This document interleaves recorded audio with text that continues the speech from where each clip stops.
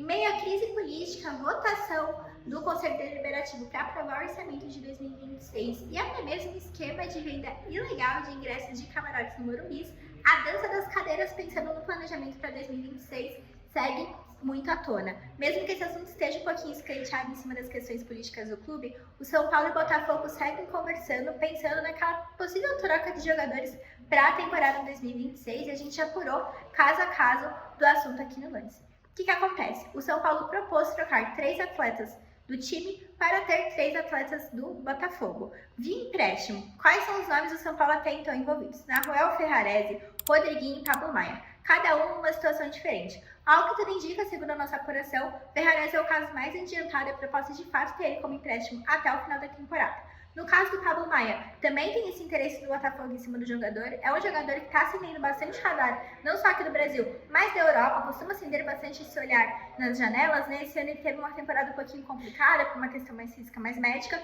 mas a gente conversou com algumas pessoas ligadas ao atleta. É uma negociação que está um pouquinho mais travada e o assunto mais polêmico mesmo está sendo em cima do Rodriguinho. Revelado na base de São Paulo, o jogador é visto como promessa dentro do clube há muito tempo. Também teve uma temporada marcada um pouquinho por algumas questões médicas, inclusive terminou o ano com uma questão de saúde mais associada a um quadro de pneumonia que ele teve, que tirou ele de roda por alguns jogos. Já está recuperado, está jogando normalmente, terminou o ano treinando, mas qual que é o caso do Rodriguinho? Ele tem contrato até o final de 2026. Pensando para um lado do jogador, tá tendo uma questão de embate que talvez o empréstimo não seria o caminho mais ideal para ele, uma vez que, se esse empréstimo acaba, o Botafogo não adquirir ele em definitivo, o jogador meio que fica sem time para o ano que vem. Então isso seria uma preocupação pensando nas partes. Ele também está sendo bastante visado por algumas equipes da Europa, então é uma questão que deve ser levada em consideração. Quanto ao lado do Botafogo, alguns nomes também estão sendo ventilados como possíveis envolvidos nessas trocas. Um deles é o Vitinho, também tem uma história lá do Puco que talvez seria interessado também,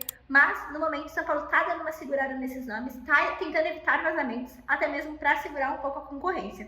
Mas essas conversas devem avançar a partir das próximas semanas, as equipes têm uma relação legal e, lógico, todas as informações e apuração de todo esse desenrolar, seja pelo sim, pelo não, a gente traz aqui no Lance.